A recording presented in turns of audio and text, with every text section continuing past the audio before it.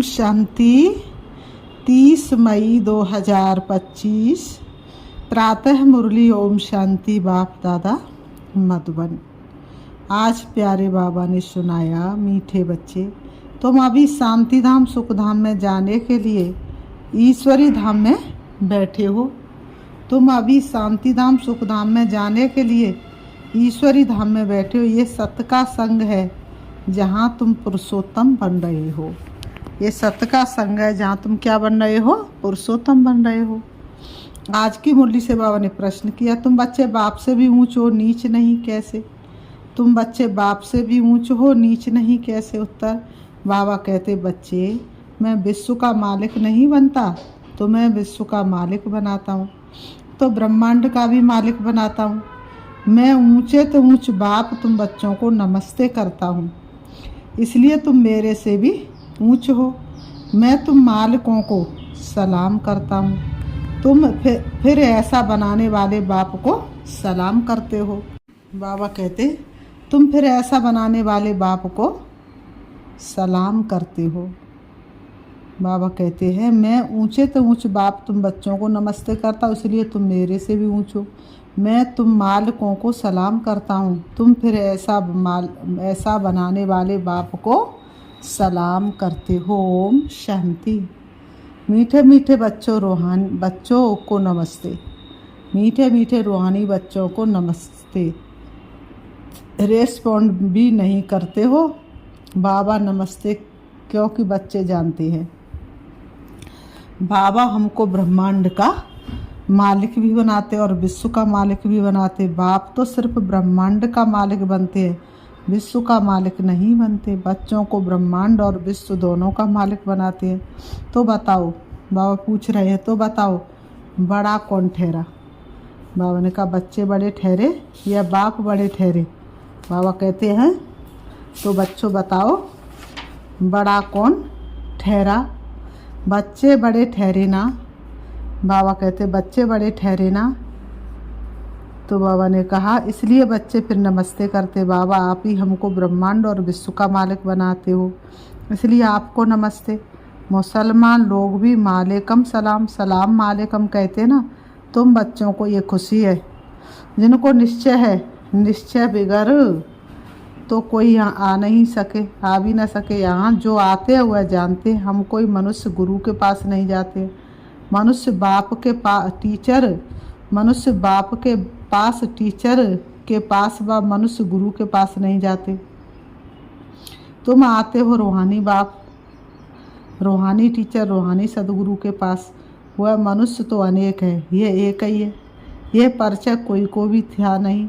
भक्ति मार्ग के शास्त्रों में भी है कि रचता रचना को कोई भी नहीं जानते।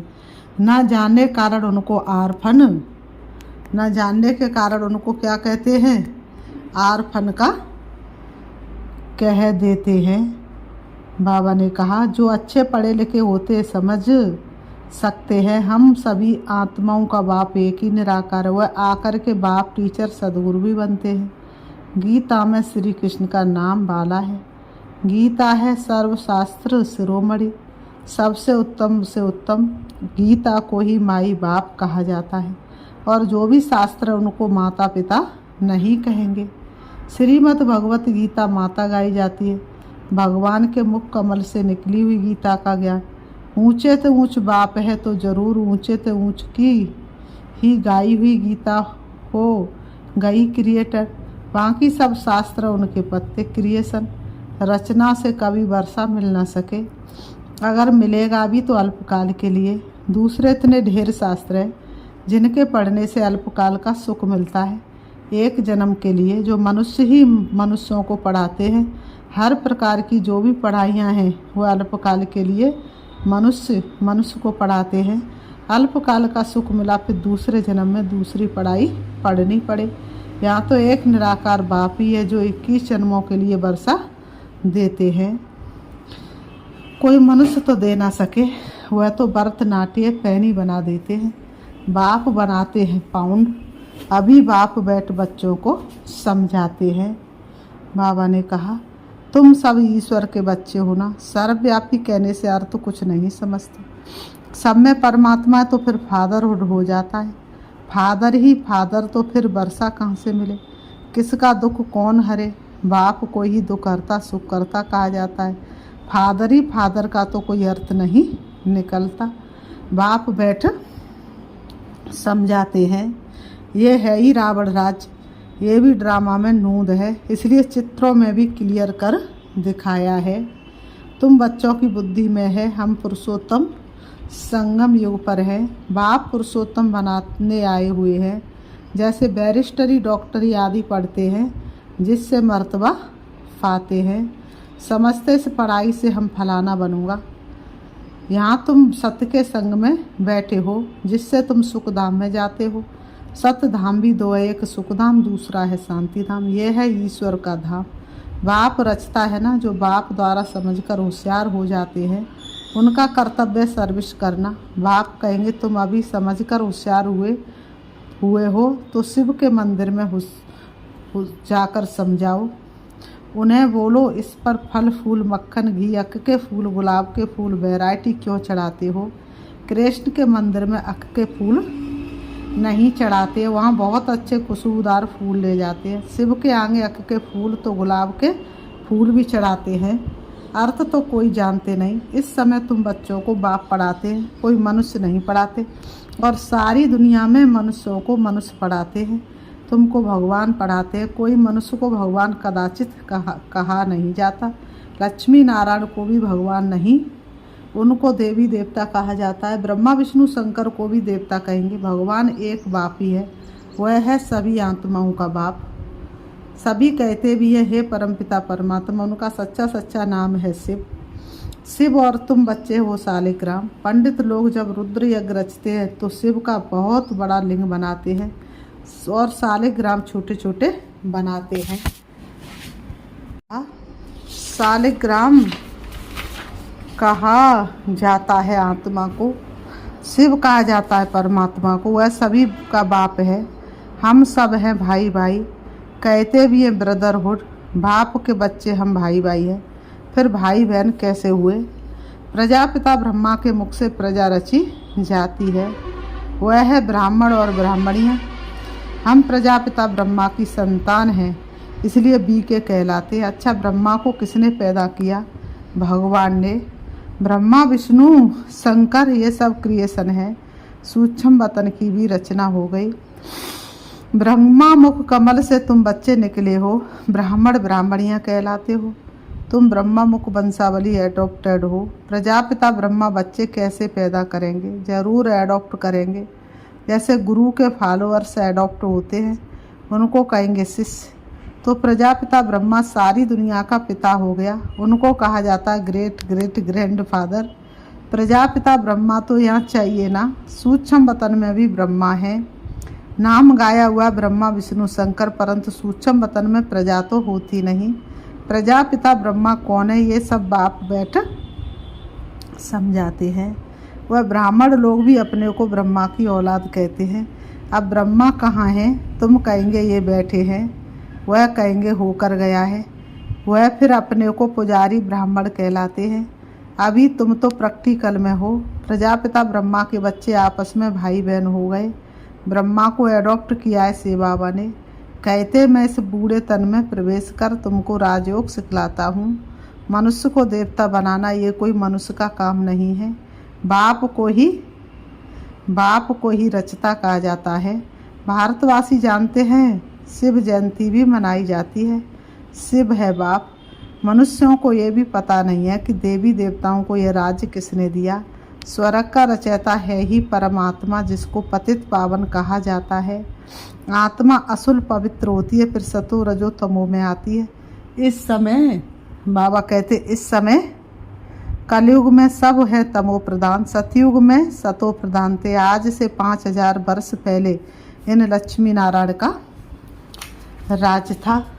2500 वर्ष देवताओं की डायनेस्टी चली, उनके बच्चों ने भी राज्य किया ना। बाबा ने कहा Lakshmi Narayan the first the second, ऐसे चला आता है। मनुष्यों को इन बातों का कुछ भी पता नहीं है। इस समय है सब तमो प्रधान पतित, यहाँ एक भी मनुष्य पावन हो नहीं सकता। सभी पुकारते हैं हे पतित पावन आओ।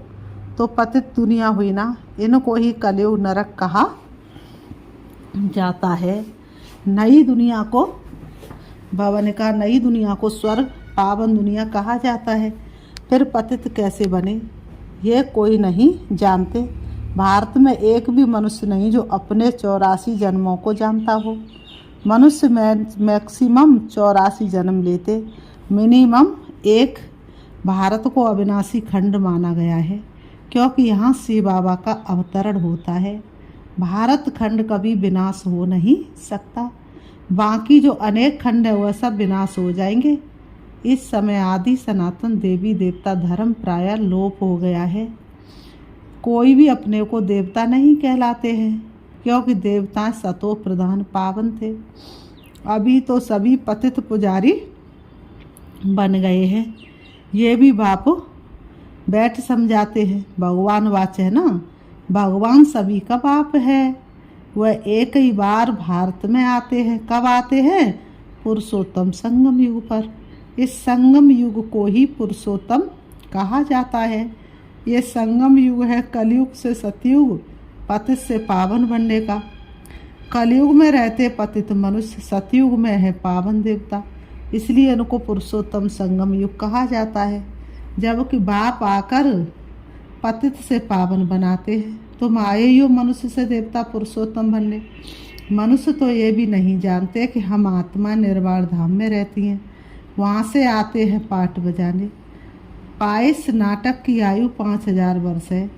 हम इस बेहद के नाटक में पाठ बजाते हैं। इतने सब मनुष्य पाठधारी है। ये ड्रामा का चक्र फिरता रहता है, कभी बंद होने का नहीं है।